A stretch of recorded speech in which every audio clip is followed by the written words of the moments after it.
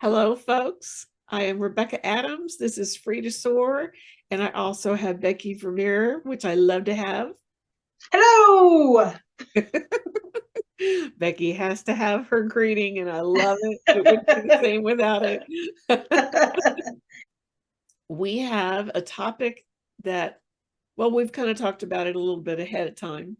I was listening to a podcast today, and they were talking about coping mechanisms of people that have, like the children in a situation of domestic violence.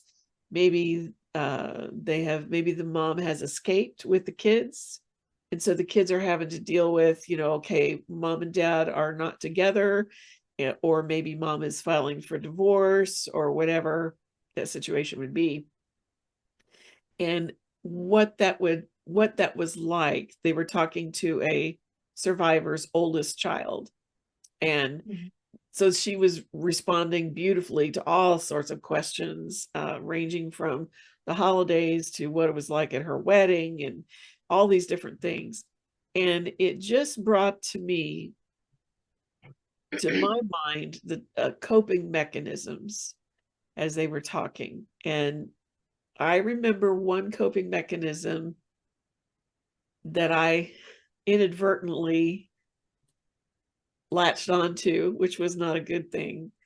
But I had been alone at night again for the umpteenth time in this big old house. All the lights were off except in the little area where I was. So it even kind of seemed a little scary. I was 9 years old, and there was really, I couldn't think of anything to do. And so I got out my colors and my coloring book and sat there and was coloring, and all of a sudden the coloring box fell over and I just about went through the ceiling. It scared me so badly. So when my mom came home from work, I told her about that. And dad had been gone by that time for a few months, and he took the TV with him. Well, when mom came home, she said, "That's it. I'm getting a little TV." And back then you could buy a little TV, a little black and white TV for $99. And it was just enough to, kind of add noise to the room, more or less. Right. She had great intentions. I took that to the extreme the other way, became addicted to the TV. I can remember at one point going to visit my dad, and we were with his in-laws and, of course, his wife. And my dad just said, "I wonder what's on TV tonight." And I literally became a walking TV guide. I started saying, "Well, at 7 o'clock on ABC, there's going to be this." And then at 7:30, it changes to this program. And then at 8, and I went to CBS, and I went to, NBC, and they're all just sitting there, and it's like they're glued. And I'm like, what are they looking at? What is the problem? Well, hello. How many people do you know that can sit there? Of course, that was back when we had basically a handful of channels. Right. But that was not common, So How old that were you when you were doing that? I would have been, I don't think I was 12 yet. Okay. Yeah, I don't think I was that old. That kind of gives you a rough idea. So I was Yeah. completely addicted. And one thing I've been noticing lately, and I don't know how you want to go with this, but I noticed that I watched a lot of shows and really loved the shows with really positive male, especially father image. Uh, Mhm.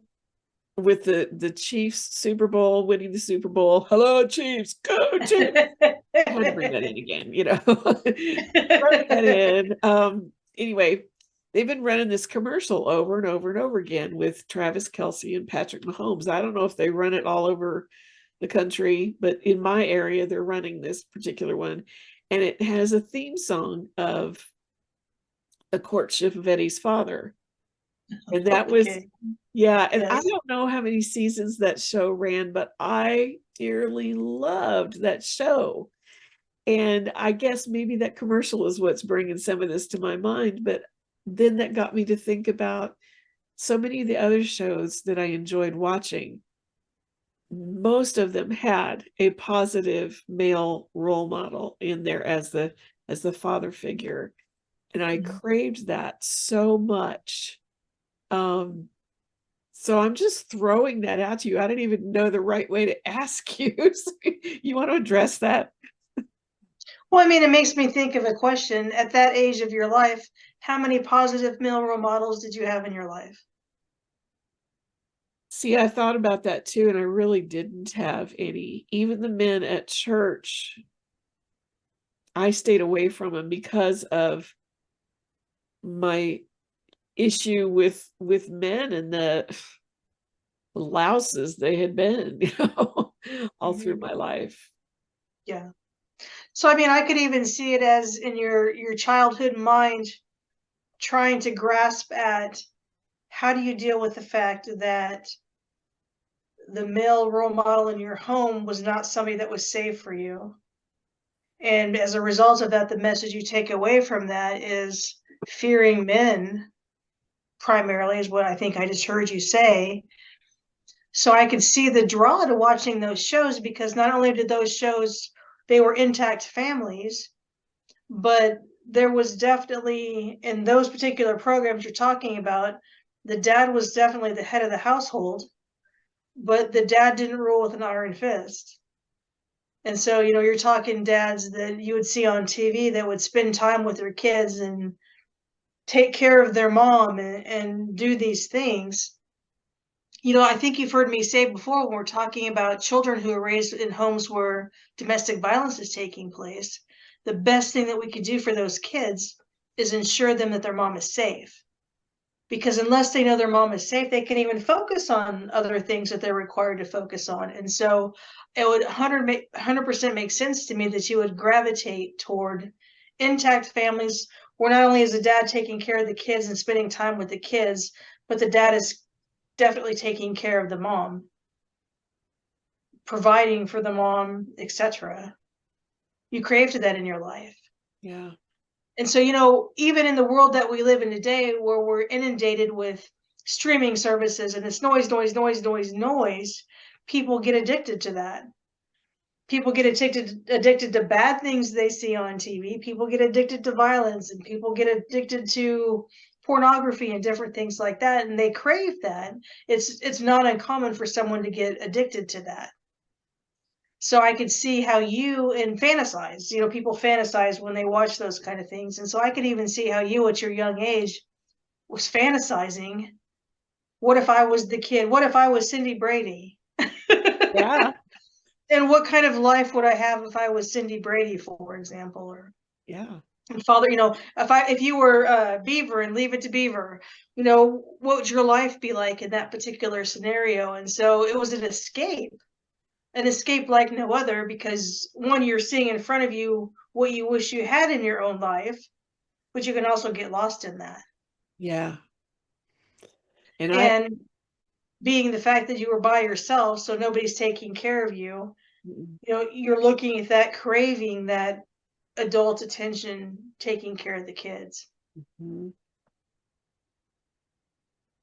You wouldn't have the words to express that at No, that age. no. Mm-mm. And it got so bad that I would take the TV into the bathroom if I was brushing my teeth or getting ready for bed at night or, whatever. I mean, it was like my little shadow and it followed me Mhm. everywhere. Yeah. Well, the other thing is at that young of an age, it's not good for you to be alone for those many hours in a row anyway. Mm-mm.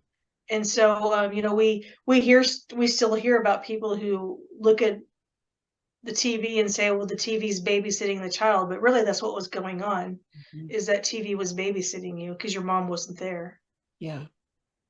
And so that became your way of coping with the situation that you were in, Mhm. feeling the dark silence of the environment that you were in with happy people doing happy things, trying to replace the negative stuff that you had going on in your life. and that all of their problems were resolved within 30 minutes or an 30 hour, minutes. depending on the length Mhm. of the movie. Yeah, of the show. Yeah. And it didn't carry on and nobody got hurt. Mm-mm. Dad still loved mom and everybody hugged everybody and it was over. Exactly. Mm-hmm. Easy to fix problems is what those shows always made family dynamics look like. They're easy to fix problems where everybody works together and the problem gets solved. Yeah. Yeah. You know, and the worst thing is you hear, you little scamp. Well, being a little scamp doesn't sound that bad. Right. There wasn't there wasn't name calling, there wasn't degradation, there wasn't humiliation, there wasn't any of those things. And Mm-mm. coming out of an abusive environment, there are all those things. Yeah. And so the shows you were watching was the antithesis of the life that you were living. Mm-hmm. So then, you know, now in the world that we live in, people, we hear this all the time. People get addicted to video games and they escape into this fantasy world. You were doing the same thing Yeah. with television shows. Yeah. That's good. That's the way I see it anyway. That's good. That's good. Um, I can still, if I want to, I could still get back into the whole television thing if I didn't have work to do, 8 hours a day and all that kind of thing. So it still can draw me in if I let it. Yeah. You, Well, and how common is that? How many times in the not so distant past, in the last year even, how many times have you heard somebody in your daily life say, I binged that show this weekend? yes. We still do it. And, you know, the world that we live in now with the streaming services that we have is even easier, where Yep. we can sit and watch a day and a half worth of TV and watch an entire season of something that would have taken 26 weeks when we were kids, you know, or whatever else. And so it's common. We live in that electronic age. And so yeah, it's absolutely common to get into that situation. You had talked about, I don't know if it was before we started recording or not, but you were talking about how those coping mechanisms, the unhealthy ones, can change into something else.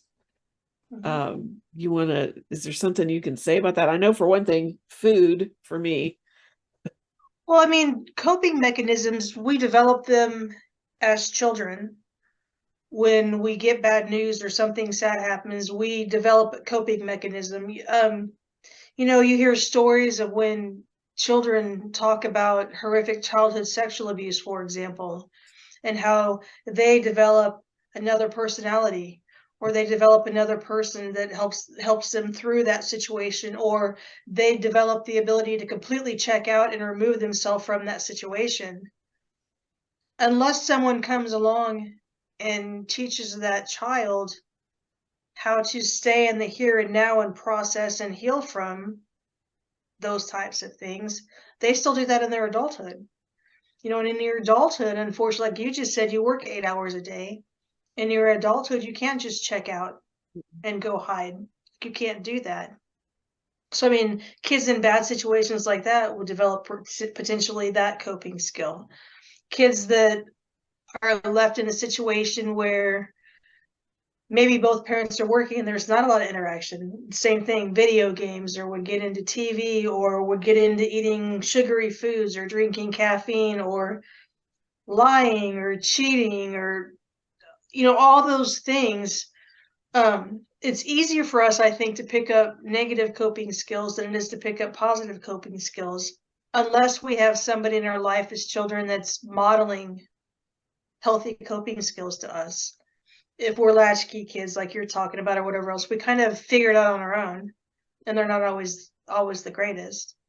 I used to work at a residential facility with kids with behavior problems, and the cottage that I spent the most amount of time in was teenage girls.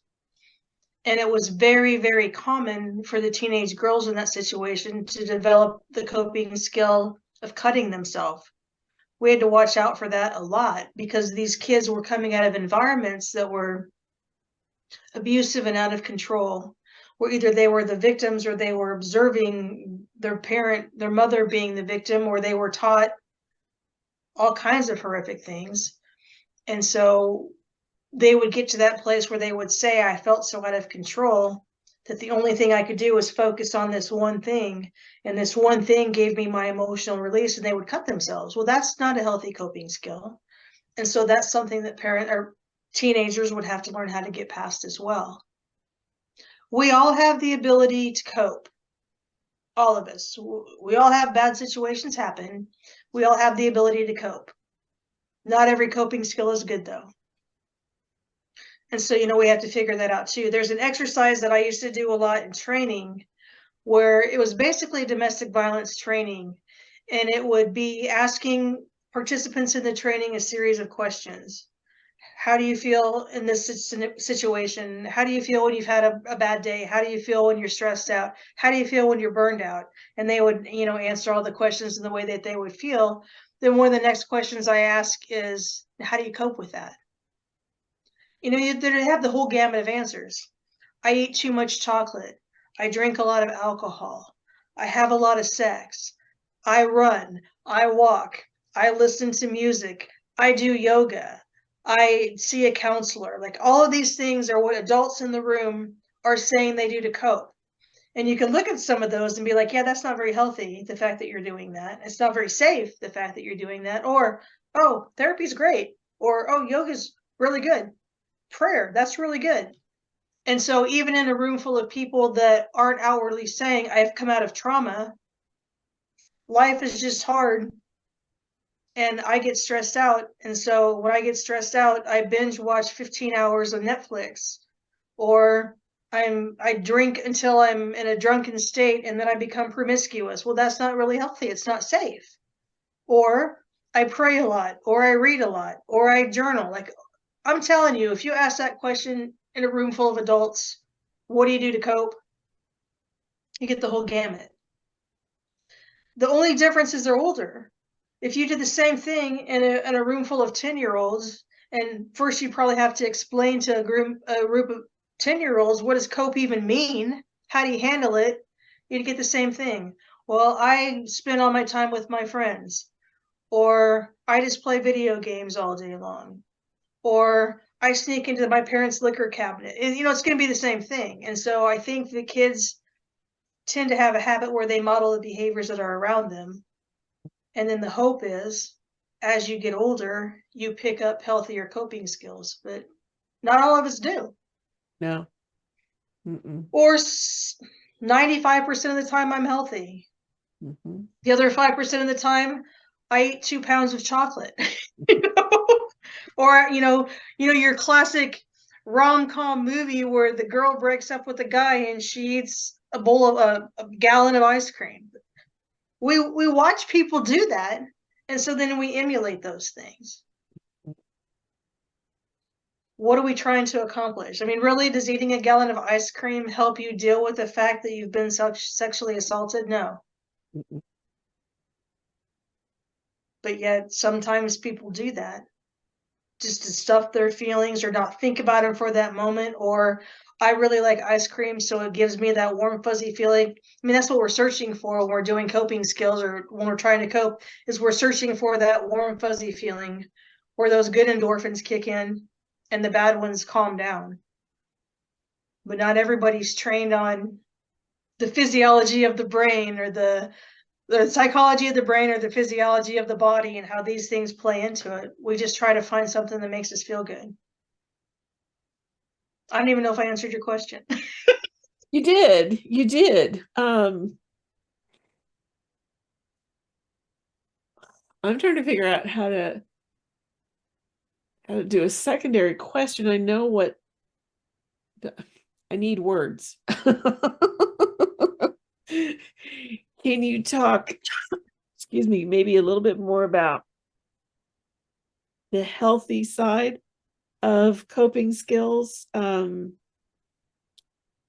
mean, you covered it really well. Is there anything else you can say on that to end that part on a healthy side? So I'm not a doctor, but my limited understanding of the physiology of the brain, when we're talking about our serotonin and we're talking about our norepinephrine levels, say that 10 times fast. Right. And the way those things work together, when I'm feeling bad, my serotonin levels are down. And so when I don't get enough sleep, my serotonin levels are down. You know, that's when people find themselves potentially depressed because their serotonin levels are just so down. When you're under a ridiculous amount of stress and you're physically trying to cope, it's very possible that when you shove that stress in, those levels go down and you don't feel good. There are certain things that can mimic a high serotonin level. And so, you know, people that are sugar addicts, eat enough sugar, that boosts that feeling and makes you feel better. The same people that are heroin addicts, you shoot up that heroin, it boosts those levels, and so it makes you feel better. So out of the two, I would rather you be addicted to sugar as opposed to heroin. But honestly, neither one of them is the right way to cope with that. You know, the right way to cope with that is to get enough rest and to not stuff down your feelings and to find a person that's a safe person for you to talk to that would help you find the words to process what you're going through. If you're a Christian person, find somebody who will pray with you or feed you scripture that will change your mindset, or people that are thanking in the universe for things. Find the joy in the sun or the flowers, you know, or whatever else. Like, there's the whole gamut. Some of those you look at are less damaging to yourself than others. And so I have a really hard time labeling poor coping skills and good coping skills, because if they help you cope, they help you cope, right? Mhm. But really, let's look at what's safe and what's not safe. There you go. It's probably not safe to develop a heroin addiction because that brings up those levels and it makes you feel good for that moment, because then you're always going to crave more and crave more, and you're going to potentially put yourself in a position where you're going to be hurt. So it's probably not good. Right. It's probably not safe to binge on 12 pounds of sugar every day. It makes you feel better, but you're going to get diabetes. You know what I mean? Like, Yeah. it's probably not good to lose yourself in promiscuity and have sex with 15 people on over the course of a weekend, Mhm. because you expose yourself to the risk of Yep. sexually transmitted illnesses, you know, or whatever else. And so, no judgment. If that's what you do, that's what you do. But Mhm. what's safe? Yeah. That's not emotionally safe, you know, either in that situation. Really not. So, I mean, the goal is the first step in solving a problem is admitting you have one. You know, that old cliche. If the problem is I don't feel good, I have to define why I don't feel good. Go back to your small child who's scared because the box of crayons fell over. You know, you don't feel good. That doesn't feel good. No. To be in the dark house and that's the only sound and it freaks you out because all of a sudden it makes that sound, you Mhm. didn't feel good. Mm-mm. But to have the words even to say to your mom, of course she said the box of crayons fell over and it scared me. But there's a lot more going on there than just that. Mhm. There's nobody in the house to protect you Mm-mm. if something was going on. Right. Did you have a good meal tonight, or did you eat popcorn? You know what I Right. mean? What did you make toast for yourself because that's all you can make? Or Mhm. did you have a bad day at school and when you got home you really needed to talk about it and nobody was there? So Mhm. you shove those feelings down inside of yourself. Or a kid bullied you on the bus. Or you got an award for an achievement that you were so proud of and there was nobody to share in your joy. Mhm. Those are the things that were going on inside of you. The box of the crayons was just the catalyst to say to your mom, that scared me, but the message you were trying to communicate is I need these things. So then in your mom's attempt at looking at that and saying, I have to have this job, otherwise I can't provide for you. So I can't afford to hire somebody to come in and to babysit you, because of that generation, parents didn't, honestly. I was a latchkey kid my own self.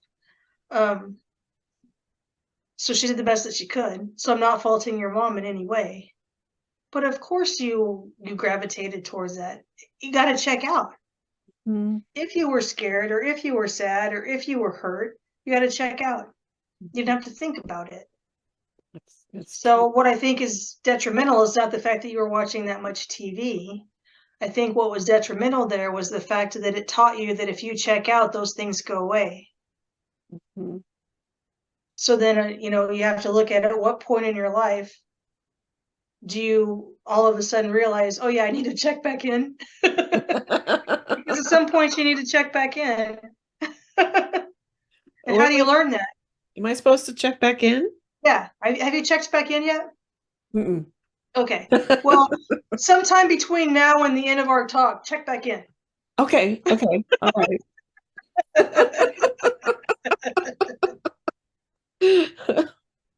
That's really good. It helps me understand the link. Can you talk to maybe the single mom who is going through this situation, this general type of scenario we're talking about? What's a good thing for her to do? I mean, she's got all this stuff on her shoulders. Now all of a sudden she has to pay all the bills and she has to leave the kids to go to work. And it's not an ideal scenario, no matter how you talk about it. And I know they talked about on the podcast today, don't worry about trying to do everything perfectly because nobody's going to do that. And it will all eventually work out. But how can she address different difficulties with her kids? Two things. Let me say this first, because I have said this a million times over the course of my career at the crisis center. Sorry, I got a cough drop getting in my teeth. You're fine. Specifically to single moms who want to be perfect and they want to do it all, but they never will. Here's what I always say. Every night when you go to bed, as you lay your head down on your pillow, I want you to evaluate your day. And if you look from the moment you woke up to the time you went to bed, and you can 100% truly say, today I did the best that I could, you succeeded. And every day your best looks different. If I woke up this morning and the dog vomited on the floor and I stepped in it, that's going to give me a little bit of a rough start. And then if I go to get in the shower to wipe the dog vomit off my foot and I don't have hot water, that's going to affect my day. Then when I go to get in the car, when I'm finally ready to go to work and I have a flat tire, that's going to affect my day. You do the best that you can with what you have to work with, and your best will look different every day. Never one time when I say, when you lay your head on that pillow, you look at your day and you say, I did the best I could today. That does not require 100%. Mm-mm. Sometimes doing the best that I could today is 25%. But with that 25%, if I did the best that I could with it, I succeeded today. In that scenario, if seriously I made my kids popcorn for dinner, they thought it was fun because we had a popcorn movie night. I did the best that I could today Yeah. because maybe I didn't have any money to make a bigger meal than that. So what did I do? I framed it in we're going to have a movie night tonight. Let's just have fun. I did the best I could. If you go out of a situation, let's say you're in an abusive relationship where you've not been allowed to work outside the home, and so your abuser works outside the home, makes all of the money, and determines what will or will not be done with that money. Say you have a couple of kids.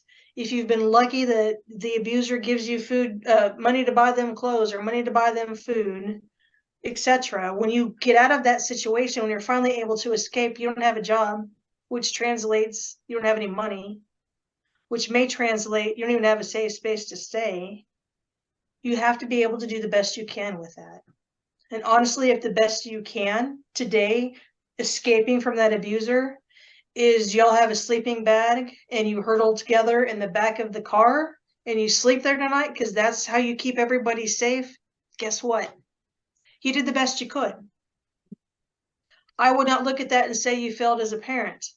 I would look at that and say you kept everybody safe and you held it together. That's the best you could do.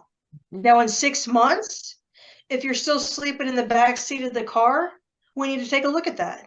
Because between now and 6 months, surely you've been able to make some other choices for yourself. You've been able to access resources, you know, or whatever else. But in 6 months, if it's still not working and that's what you're doing, I'm still not going to say you're not failing. I mean, you're not succeeding. We have to do the best that we can.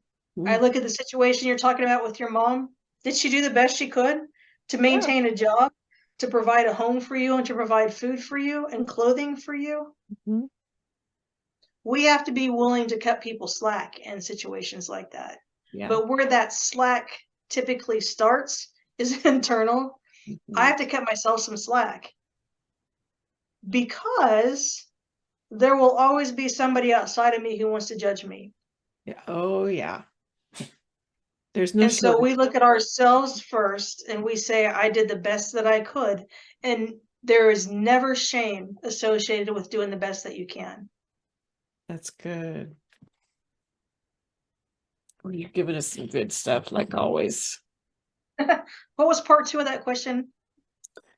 Just the mom talking to the kids, and how would she, um, because the lady who was doing the podcast said, you know, once I got on the other side of that divorce, she said, then, you know, I mean, she'd been talking to the kids individually throughout that time, but she said, then I realized, you know what? I could have done this different. I could have done that different.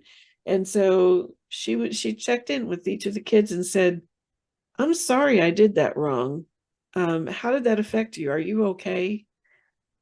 And checked in with them. To me, that seems very healthy. Is that what you would recommend? Perfect. It's perfect.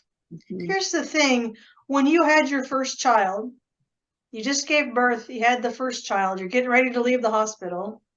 Did they give you a how to on parenting? No, and I wish they had. Right? They gave me a little pamphlet thing, and I'm like, but this doesn't cover their life. What do I do with this new bundle?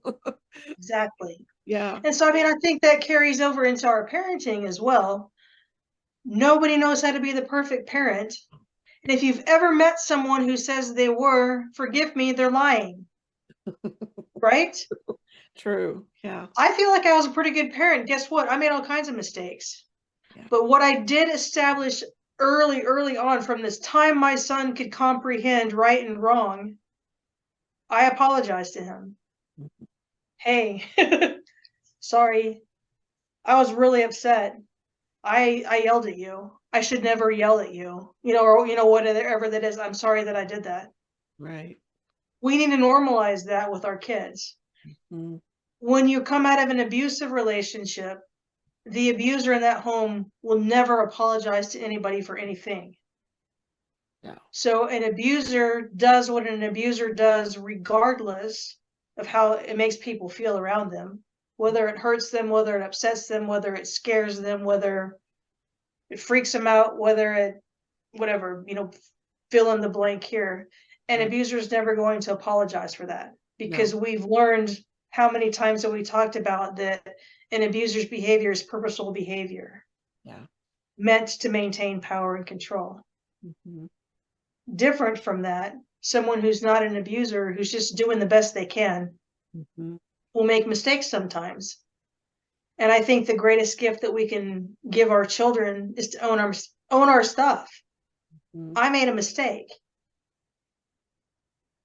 You're more valuable than that. You know, whatever it is, we have the tendency to feed negative messages to our children. You know, the one thing that I made sure early on, when my son actually started understanding words, was the word stupid is a bad word and we will not say it. Mhm. We will never say stupid and we will never say shut up. Those are the two very strong things in my household. Stupid is a bad word and you never tell somebody to shut up. Yeah. Disrespectful. Now, Yeah. if somebody's incessantly talking, as he would sometimes, I did incorporate, okay, it's time for you to be still now. I did incorporate that into the household, but be mindful of the words that we're saying. Like, I remember one time having an argument, not an argument, but a stern conversation with my mother because she called my son a bad boy. No, Yeah. don't feed him that message. Good. That's not the way that we choose to interact with each other. He Mm. made a bad choice. He Right. made a mistake.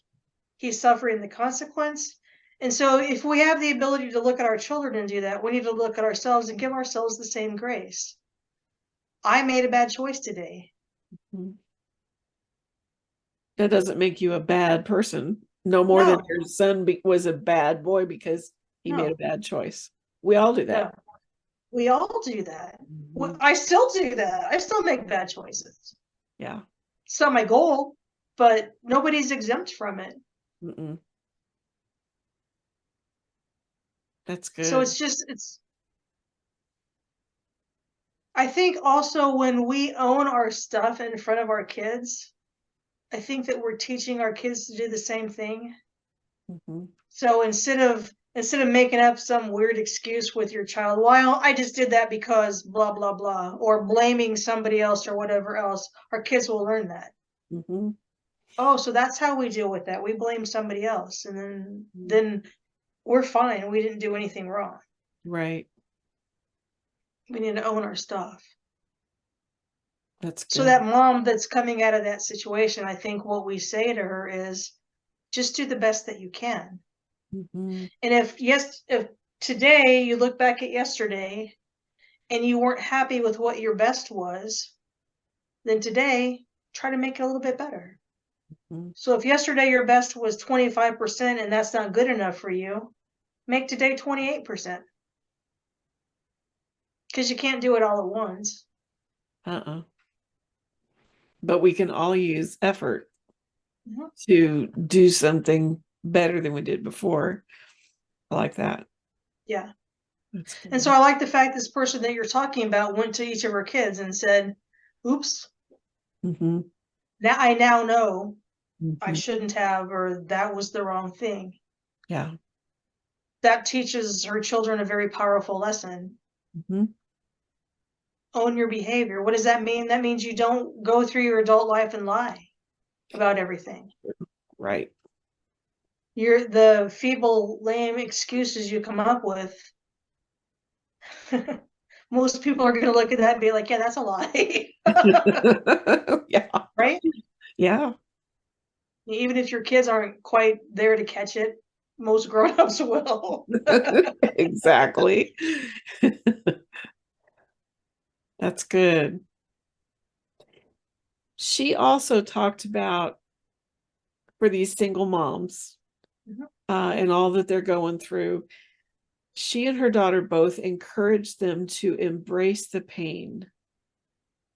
Don't run from it. Don't try to, like you spoke earlier about, don't hide from it. Can you talk to us a little bit about embracing the pain? Because I know for me, the hardest times, like right after I left, and I was so terrified the first, especially the first couple of years, 3 years, just terrified. But yet, those were the times that I grew the most. Um, for me personally, what I did was I took all of that angst and worry and everything, and I took it to the Lord. And so I just really pressed into him.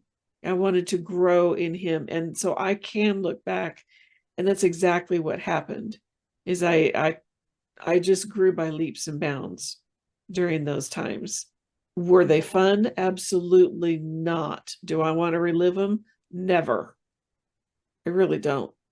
But I can look back from the standpoint of spiritually, I grew so much. I grew so much closer to the Lord, and I saw him constantly take care of me and protect me. Um, but anyway, back to you. Can you address that, embracing the pain? So you've probably heard me say this before, this first part, and I say it all the time. If someone comes and they want to do like some counseling with me or whatever else, the very first thing I always say is, before we get too far into this whole process, let me tell you something. I need in full disclosure, you need to know this. Healing hurts. You've heard me talk about what I lovingly call now my scab theory about healing. That when you hurt yourself physically as your body starts to repair itself, that's still tender and that still hurts. Even though my body's working on healing itself, healing hurts. Yeah. If you were skiing down a mountain and you fall and you break your leg, as you go into the physical therapy past the trauma where they try to get you 100% usage of your leg again, guess what? What that physical therapist is going to do to you hurts. But in physical therapy, when you're talking a physical push through the pain, that's exactly what they tell you to do, push through the pain. Even though this stretch hurts, still stretch. Don't give in to not doing that stretch, because not doing that stretch will be detrimental to your future healing, right? Yeah. So we all understand well enough physically when we're in that stage of healing, healing hurts. Mm. Exactly the same. Mentally and emotionally, healing hurts. We've come out of a bad situation. We're hurting because of the bad situation that we're coming out of. But let's say what the bad situation, say the bad abuse situation we're coming out of, now requires that I'm in a child custody dispute with my abuser. Guess what? That hurts. It hurts to have a guardian ad litem question my children, and my children have to say things, and that hurts them, and then that hurts me. For example, just there, right there. But if you stay in the pain and work through that, go ahead and tell the story. Go ahead and file the motion. Go ahead and see the counselor. Go ahead and do whatever. That pain is a powerful motivator. And why I say it's a powerful motivator is if you don't want to hurt anymore, the pain has to be healed. So how do we get the pain to heal? Physical therapy, if it's a physical illness, perhaps.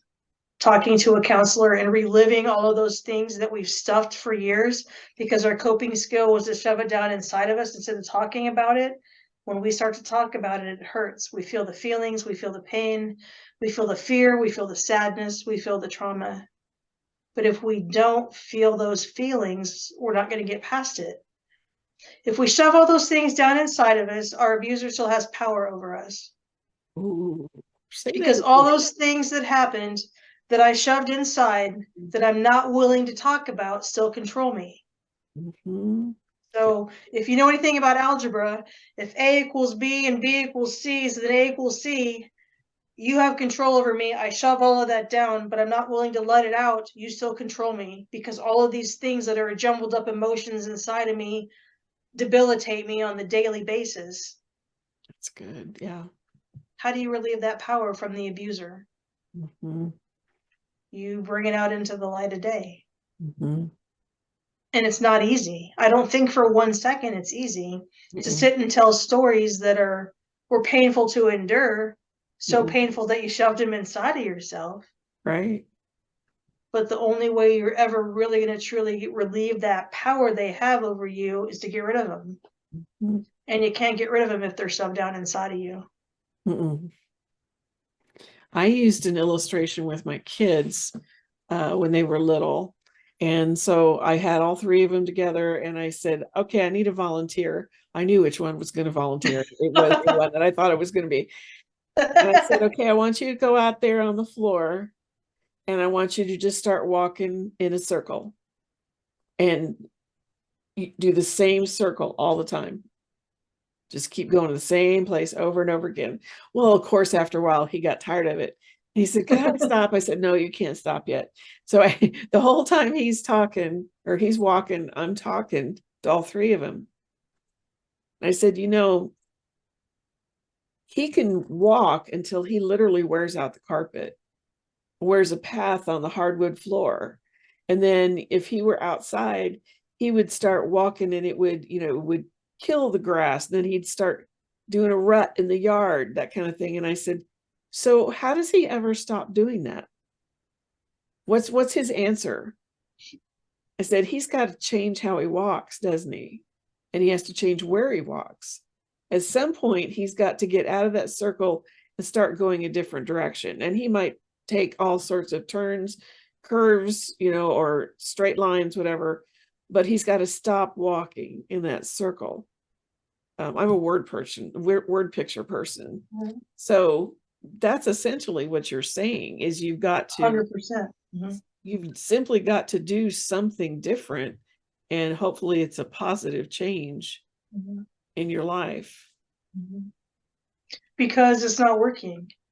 if you're still feeling bad, you're still hurting, you're still feeling controlled, you're still miserable, guess what you're doing is not working. Right. So something, you got to find something that will work. And so even going back to not necessarily safe coping skills, keep doing those, and you're still going to keep feeling the way that you feel, which requires you to keep using those coping skills because it's not working. Right. So then you need to change that. What do I do then? What do I replace this with that can help me change? Mm-hmm. But again, you know, it goes back to that whole bottom line. If you don't want to change, don't worry about it because you're happy in that rut. Yeah. Thank And you. there are some people who will choose their entire lives to stay in the rut. No Mm-hmm. judgment there either. If that's the best you can do is be in your rut, then be in your rut. Mm-hmm. But you're cheating yourself Yeah. because there's a lot more to it than that.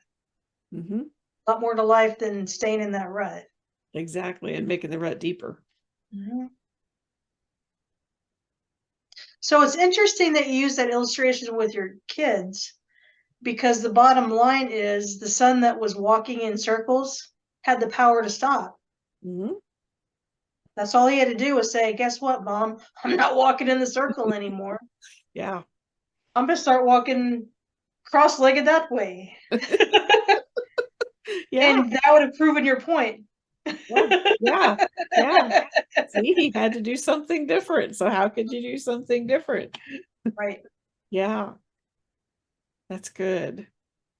Yeah, I bet that was a powerful lesson for him. I don't know. You could ask any of them now, and I don't know if they would remember it, but I remembered it. Yeah. Because like I said, I'm a word person, word picture person. So it stuck out to me.